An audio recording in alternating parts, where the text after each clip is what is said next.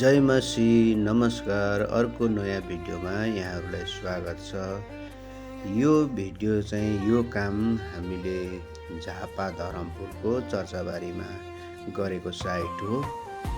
यो घरमा चाहिँ हामीले 3वटा रुम एउटा प्यासेज गरेका छौँ र यो घरमा हामीले सबै रुममा चाहिँ वाटरप्रुफ सिलिङ टाली बोर्ड लगाएका छौँ। यो घरमा चाहिँ एउटै कलरको डिजाइन हामीले काम गरेका हौँ।